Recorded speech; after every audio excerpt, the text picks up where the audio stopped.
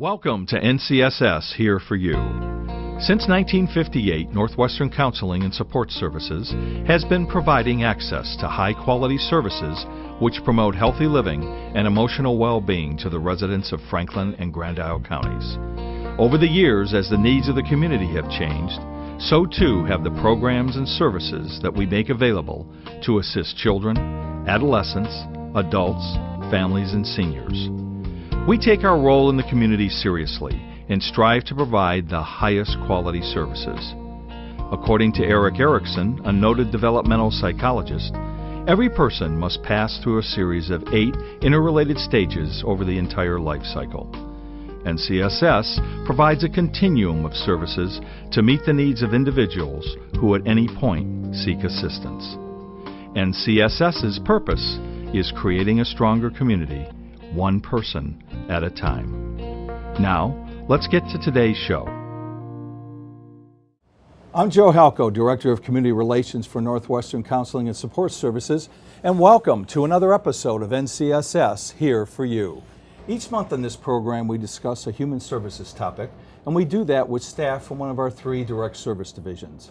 Our service divisions are Behavioral Health Services, Children, Youth, and Family Services, and Developmental Services. And on occasion, we have guests from organizations that NCSS collaborates with throughout the year. This month's episode is titled Perinatal Mental Health Counseling. The perinatal period extends from when pregnancy begins to the first year after a baby is born. The mental health of a mom is determined by many factors, including hormonal, social, and psychological.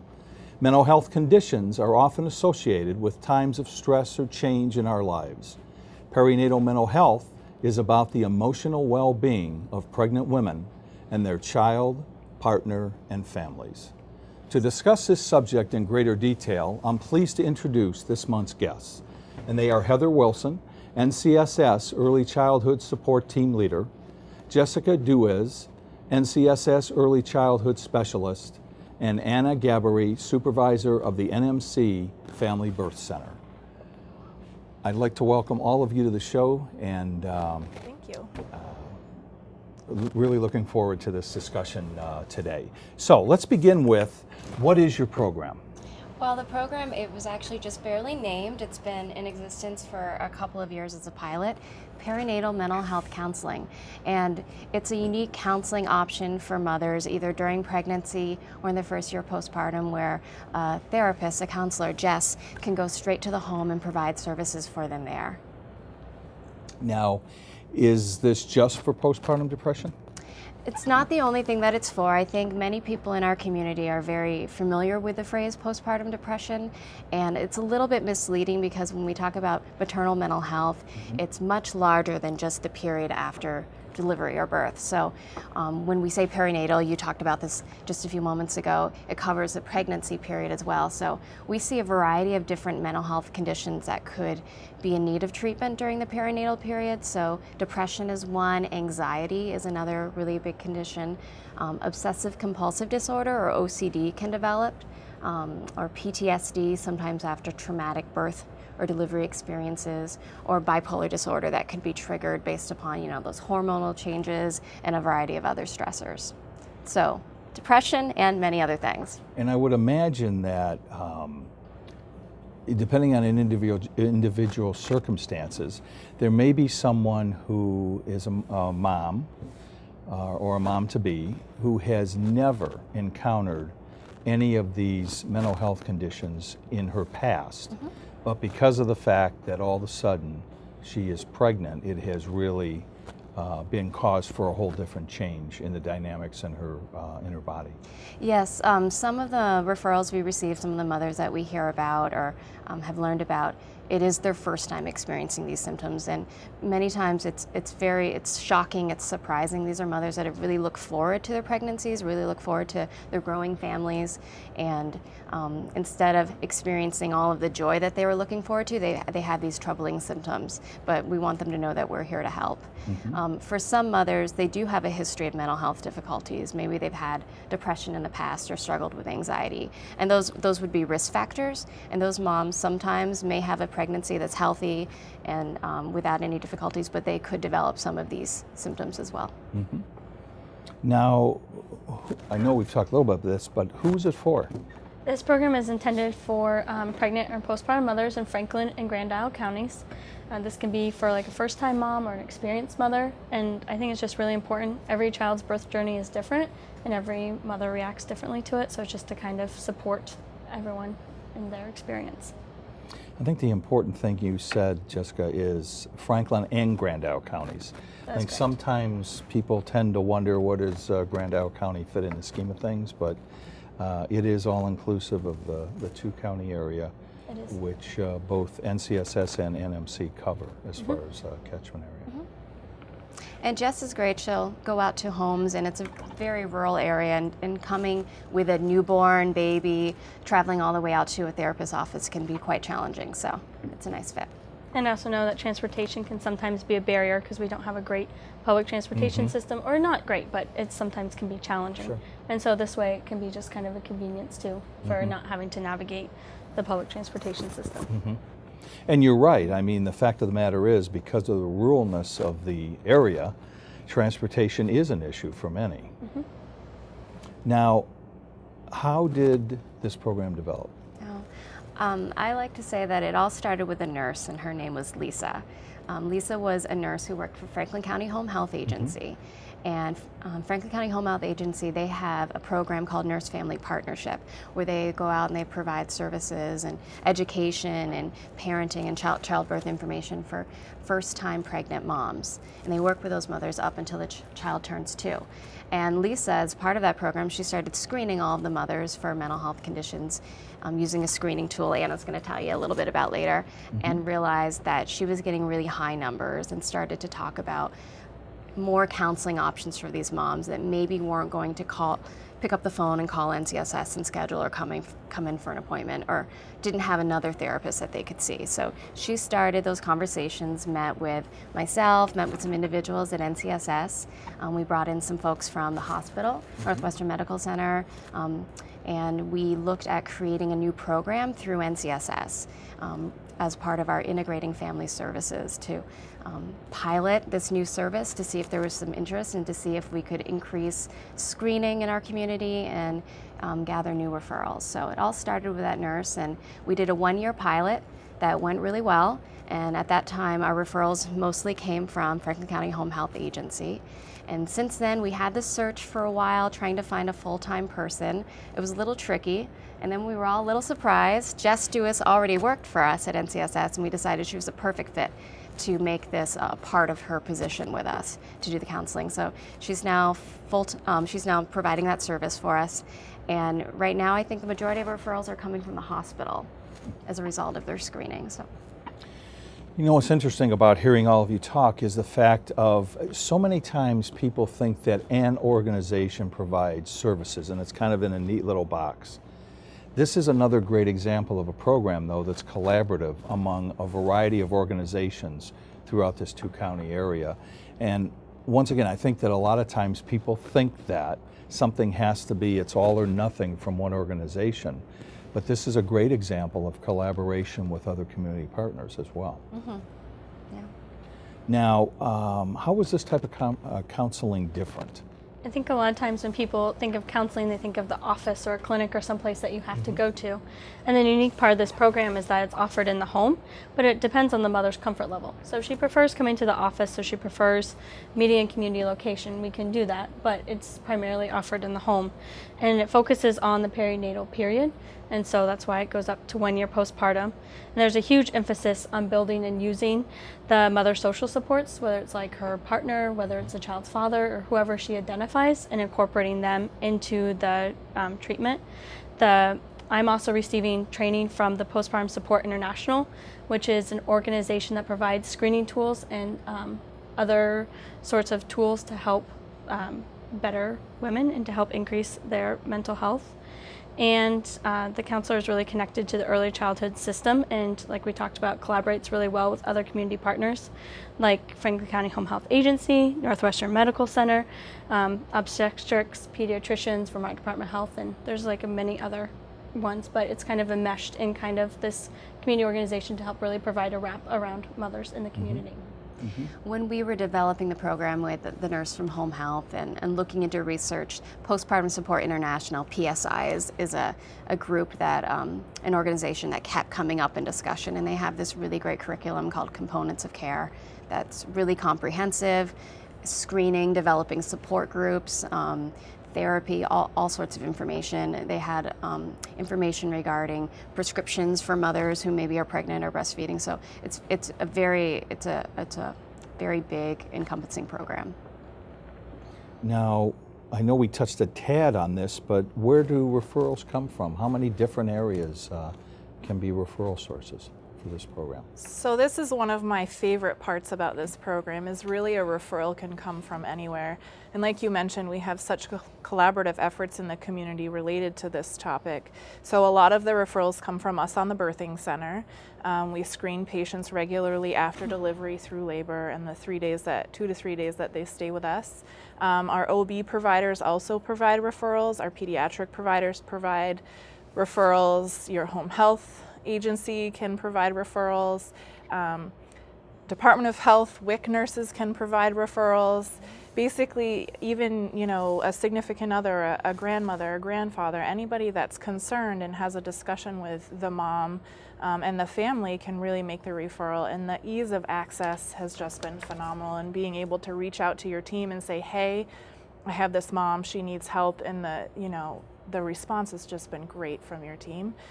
So that's really my favorite part about this program. One of my favorite parts is just the ease. Whoever you're comfortable with, you can reach out and they can get you connected into the program.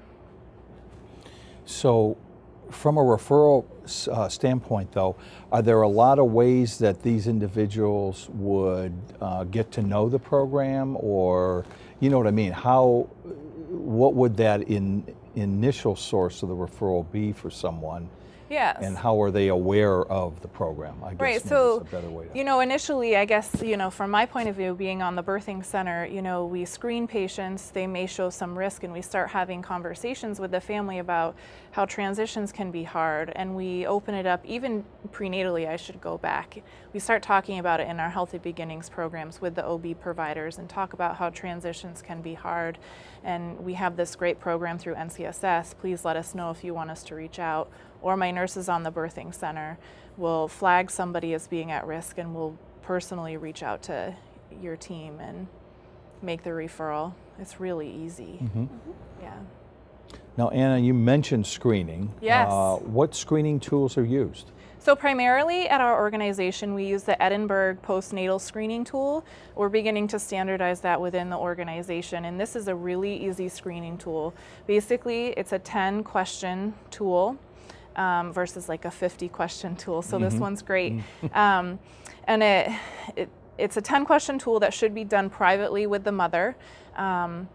If she's English speaking, it's tailored for English speaking. So if you need interpretation or something, someone can help you with the tool, but we ask that partners aren't involved with the tool. And after filling out the tool, you review it with your provider, and they look at your risk assessment based on how you score with the tool, and then have discussions with the family going forward. You're at high risk for postpartum depression or postpartum anxiety, we recommend you reach out, or what other support services do you have and support within your family to help. And again, it's just a screening tool, and when the moms are filling it out, it's not really overwhelming because they just have to think about the last week. We ask them to look, and the tool recommends you speak to them about the last week and what their thoughts have been about themselves. The other great thing is that I sort of mentioned more of our providers are using the screening tool, so I think that's helping to increase referrals, and it's just becoming standard practice. Having a baby is hard, transitioning to motherhood is hard, and it may not be the first baby, it could be the fourth baby, but it's definitely can be difficult. So I'm really proud of all the providers in the community that are routinely screening these patients. We screen them 2 weeks postpartum, Katya von Seides Healthy Beginnings program, and then again at their 6-week postpartum visit with their OB provider. been a tremendous undertaking to do that, and I think early on when you're starting with a new screening tool, you have to make sure there's a resource for referrals. If you find someone who's high risk, you want to make sure I know what to do with that referral. I have a phone number I can call right now today for that. So in addition to crisis services and outpatient therapy, it's been nice to build this along the way to support that. Right, and you mentioned a number I can call right now, because when a mom says she wants help, it is so important to be able to get her the services and speak to somebody on the phone and have response that day before they leave the office or before they leave the birthing center. They just feel so much more support because they may get scared once they go home or once their support isn't there. So I think, thank you for that. That's been great. And speaking of scared, I would imagine to some degree there's stigma involved with a woman thinking, I don't want to admit something because maybe I'm different from everyone else, when in essence they aren't. Right, definitely. Yeah. I think that one of our hopes for this is that we can help decrease that stigma.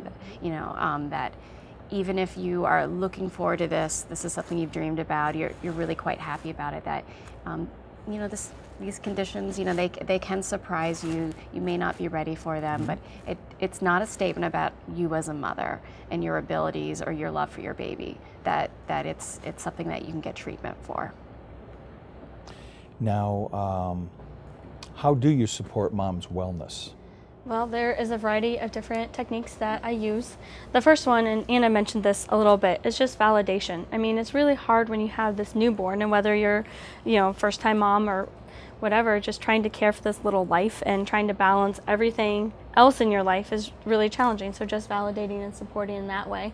And really just trying to strategize around basic components of daily wellness, basic sleep, exercise, diet. It can be really hard to take care of yourself when you're having to take care of someone else, and just recognizing that it's okay to put yourself first and then to be able to take care of the tiny little human. And it's also like different strategies for working with how to manage stress. So that might be mindfulness, it might be like yoga, it might be meditation, it might be something as basic as just taking a 5-minute walk outside, and also too focusing on the supports of the mom.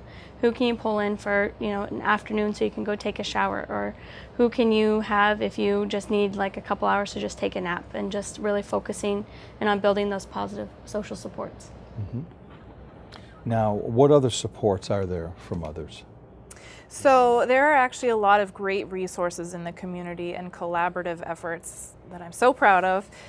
So the first one I'd like to talk about is the Baby Bumps Support Group. So this is a huge collaborative effort. So the Baby Bumps group is held at Northwestern Medical Center on the Family Birth Center in our conference room. The education is provided by NCSS in your program, but the group is held or facilitated by Rhonda from Franklin County Home Health. And so this group meets the second and fourth Tuesdays of every month at 5:30 in the evening, and moms can come and just have support with other moms going through the same thing. And it's facilitated by Rhonda. She has pretty notebooks. It's fun, it's safe, and patients really get a lot of support from that. There's also lactation groups from NCSS, and there's a great breastfeeding and massage group through NCSS, which I think is delightful. Third Wednesday of the month. Third Wednesday of the month, okay, thank you.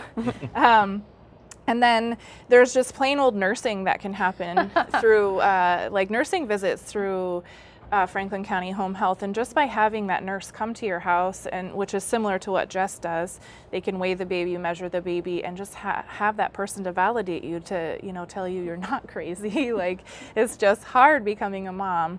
And then there's the the Department of Health Services, and then the NCSS Children's Integrated Services team is great as well for other supports. Yeah, we have a variety of supports at NCSS that, in addition to the great nursing and medical providers we work with, we have developmental and behavioral and parenting supports that can come out to your house. And for our families in Grand Isle, we also have the Visiting Nurse Association of Chittenden and Grand Isle counties, so a nurse can come out from that agency as well. Now, what impact do you hope perinatal mental health counseling will have on the community? Well, I think we talked about it a little bit with decreasing stigma, and we really just want to increase awareness that this is an issue for families. It's an issue for mothers, it's an issue for families and all of the caregivers and family members that support them. That it's pregnancy and the postpartum period, it's the entire perinatal period, and that it's okay to ask for help, that there are people here, that there's a way to get healthy, to become better. And I think also I'm really hoping to just continue to support all of the agencies that are working with these families to strengthen our system. One other cool thing that I've learned through this program is it's not just about depression. There's such a wide range of perinatal mood, whether it's anxiety or OCD, like you started mentioning in the beginning, I think is important, because people think of the classic depression symptoms that they see, and you're like, well, that's not me, but there's such a wide range, and there's help and to help you get through. And also too, to recognize the impact that it can have on the fathers as well, and that they can also suffer from postpartum depression and anxiety, because it is a family change. And so it's also recognizing too that there's mothers, and sometimes it can be the fathers too, who need the support and the guidance. So we're really trying to be the system around the families, to screen, to create programs, to make referrals, but we're really looking for the community to just know more about mothers and their mental health. And being there to ask moms, how are you doing? Being there to ask that simple question, I think, would be really key.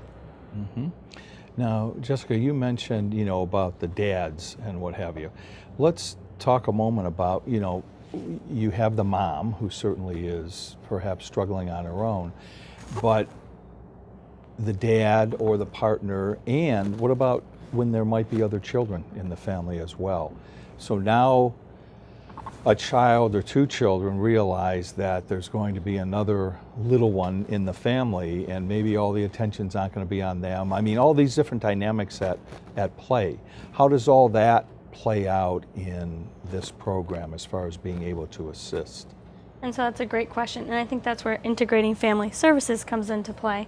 So like, I can focus on the mother's mental health, but I can make a referral to another one of my teammates from early childhood support who can come out and kind of work with the behaviors of the child, or help support the other sibling in the home. To how do you navigate to now being a big brother or big sister, and how does this all work, and to work with the parents on different parenting skills to really kind of help best support the whole family. So it can be a collaboration effort between me or some of the other community partners that Anna mentioned, to be able to best support everyone. So I need to ask a question before this program. What happened? How did women find help? Well, I think that there are a variety of ways to have services. There's crisis services, there's therapy. I think many individuals were finding services, but there was a certain population, the moms that weren't likely to make those appointments or to drive out from their home, or maybe who didn't have a car to be able to do that. So I think that there were always mothers that would go out and get services, but maybe not as many that could. I see. So, and I was going to say, we do have I know there's another therapist at our agency who works with reach-up clients, and this is an area of specialty for her as well. So, she has a very particular population that she works with, but it's definitely an interest for her, and she identified it, that it was something that needed a little bit more attention. and Heather, you had mentioned this earlier, I believe, but individuals with intellectual or developmental disabilities who may be going through this time of their life, how they fall into this scenario of being able to help them? So I'd say, we would work very closely with developmental services. You mentioned that was one of our service divisions at NCSS, that to make sure that the therapy was fit in line with all of the other services that they had, that we utilized their other caregivers or their treatment providers.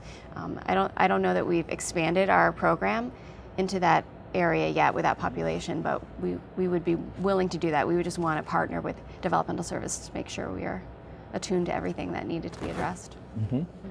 Now, in a perfect world, how would this program look a year from now? So, going from the pilot period to introducing and rolling out, and let's go fast forward, if we could, 12 months. If we were sitting here, how would you like the program to have advanced itself in helping women?